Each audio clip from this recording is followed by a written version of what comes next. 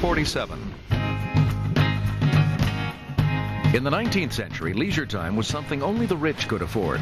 The standard work week in the cities was 6 grindingly long days, and most people still lived on the farm, where work never stopped. But in the 20s and 30s, mechanization, urbanization, and unionization combined to create the weekend, and a hunger for entertainment of all kinds. It was very crucial for human beings to take a break from the routine, if not the drudgery, of work. Play is absolutely important to the maintenance of creativity. The idea of vacations took off, fueled by cheap cars and cheap gas. Now, for the first time in history, ordinary people can afford to travel the world, and leisure time is fast becoming the focus of life. 46. At the beginning of the century, cancer was already a major killer, but no one had any idea what caused it or how to detect it. Today, we know to avoid tobacco, the sun, certain chemicals, and types of diet, and that survival rates could be doubled if everyone got regular screening exams that can detect cancers early when they're still curable. 45. The development of the tungsten filament bulb beginning in 1903 finally gave us a source of light efficient enough to replace gas lighting. By mid-century, darkness could be well illuminated around the world.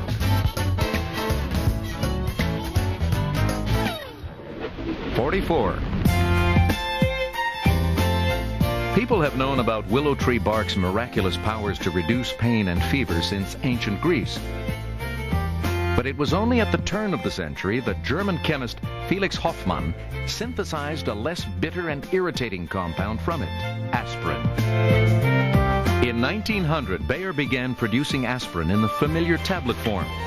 It has been the most widely used drug in the world ever since. 43.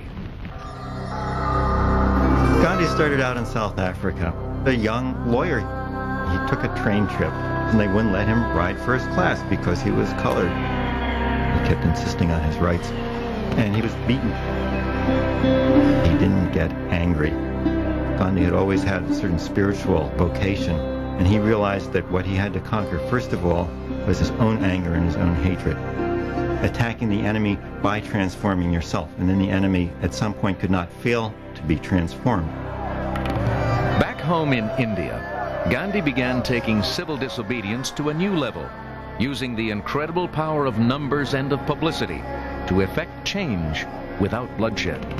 Gandhi developed what we now call media events, symbolic events, which probably the most beautiful was his walk to the sea. The British had a salt tax, the governing party reserves to itself the monopoly on salt, which everybody has to have. And Gandhi said, I will walk to the sea, it was a couple hundred miles, and I will make salt. A very simple human action, illegal. Hundreds of thousands of people could walk to the sea and do it themselves, so it became a tremendous challenge to the British regime, and at the same time a media event. And this way of doing things was tremendously powerful.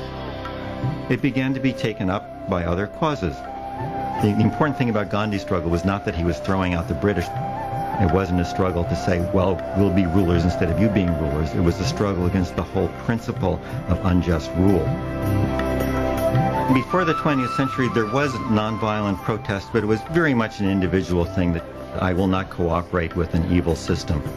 But it wasn't really until Gandhi that people had a whole range of techniques for combining this personal inner spirituality with the external protest against injustice, so that the two become one. 42. In 1921, Canadian scientists Frederick Banting and Charles Best discovered a technique for isolating the hormone insulin. By treating sufferers from diabetes with insulin, doctors were able to reverse the most terrible effects of this life-threatening disease.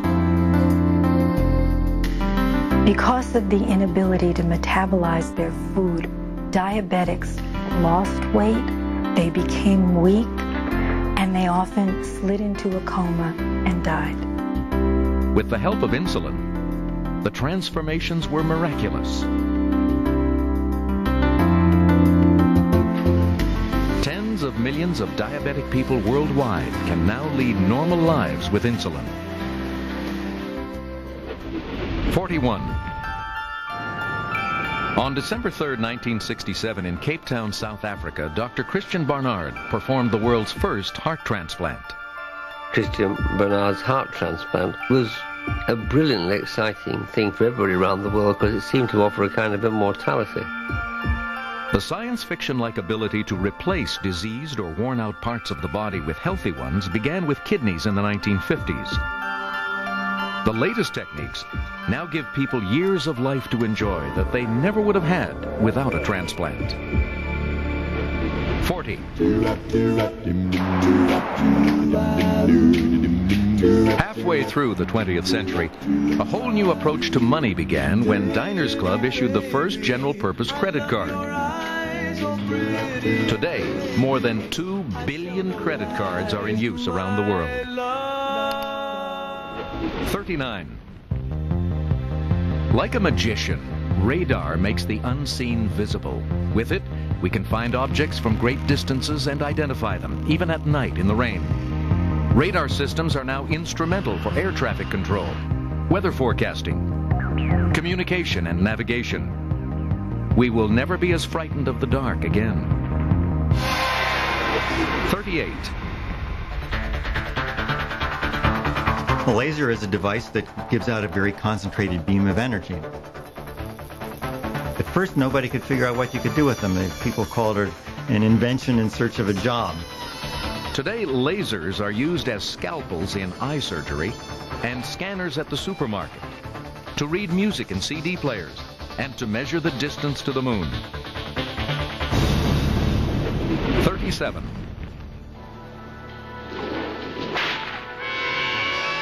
Before 1900, a blood transfusion was as likely to kill you as cure you. The discovery of blood types and techniques for cross-matching and storing blood have helped save hundreds of millions of lives. 36.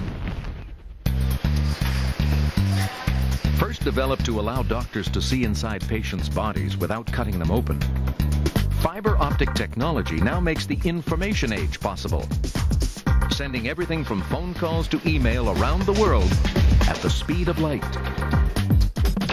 35.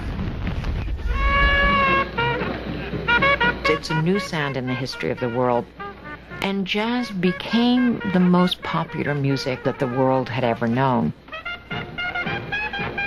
revolutionizing the old vocabulary of popular and classical music. When you think of the most seminal figures in jazz, whose names come to mind? Duke Ellington, Louis Armstrong. The next number we're going to swing for you is one of the good old favorites. That's Dinah. Look out there, boy. Are you ready? Look out. I don't think people understand how great Louis Armstrong was. He was able to use his voice like a horn. Is anyone Dinah? Armstrong is the first black mega star. What Armstrong had was what he called showmanship. The real ability to travel across cultural lines, across race lines, across class lines, across national lines. He just had plain old genius.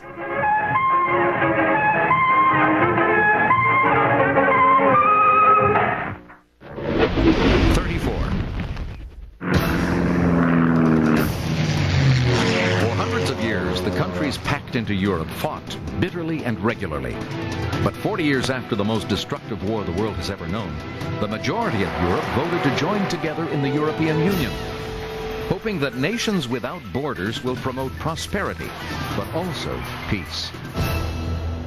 33. When the first man-made satellite, Sputnik 1, blasted into orbit on October 4th, 1957, it was the beginning of an incredible revolution. Dozens of geosynchronous satellites now keep constant positions above the Earth as it rotates, making instant communication possible at any time from almost any place. Hundreds of other satellites for broadcasting, navigation, geological surveying, space exploration, search and rescue, and weather forecasting orbit the Earth, making our global village possible. 32. As the planet's population has multiplied, so have the health problems from rivers and seas we've contaminated. Not one major river in the US or Europe is drinkable. By treating wastewater to remove toxic chemicals and bacteria, we can make our world's water safe to drink again.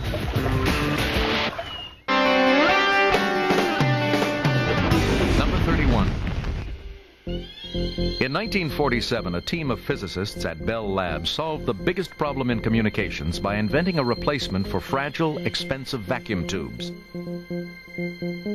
The small, dependable transistor sparked a consumer electronics craze, beginning with the first transistor radio. But where the transistor really came into its own was with the invention of the integrated circuit. You can print 1 million transistors onto one chip on the same little square centimeter of silicon, so you can get a vastly more powerful computer in a far smaller space. Today, more than 30 billion transistors are produced every minute to run all the electronic tools and toys around the world.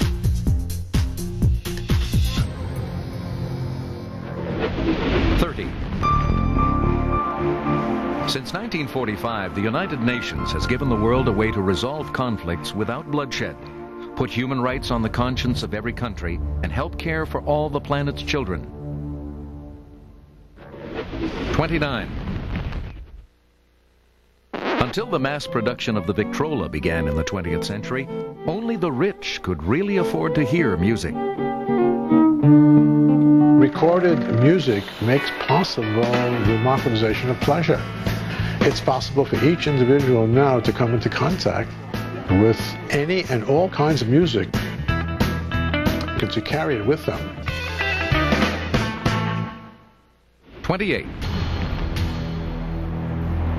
The divided city of Berlin was ground zero in the intense, bitter ideological conflict between the US and the USSR after World War II.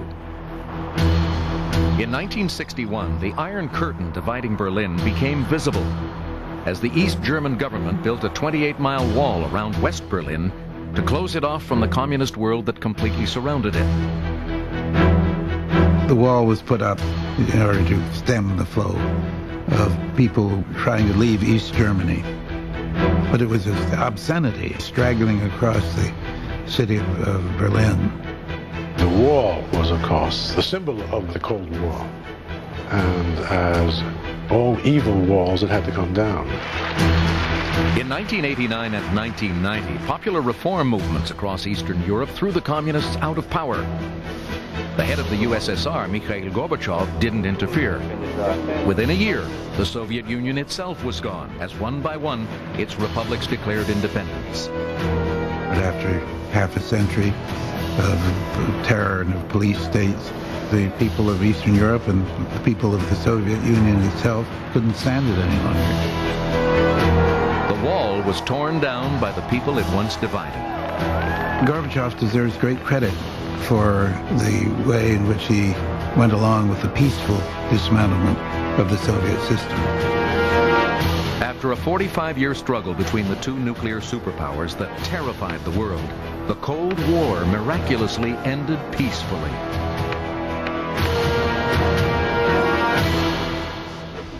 27. Beginning in Mexico in the 40s, agronomist Norman Borlaug developed a hybrid strain of wheat that tripled crop yields, for which he won a Nobel Peace Prize. Other super grains soon followed. The Green Revolution, brought about by high-yield agriculture, now feeds most of the world by growing more food on less land than ever before. 26. When midwife and nurse Margaret Sanger opened the first birth control clinic in America in 1916, she was jailed for it. She went on to be the driving force behind the development during the 1950s of the first reliable oral contraceptive, the birth control pill. One of the major achievements of the 20th century is the idea that women could decide if they were going to be mothers.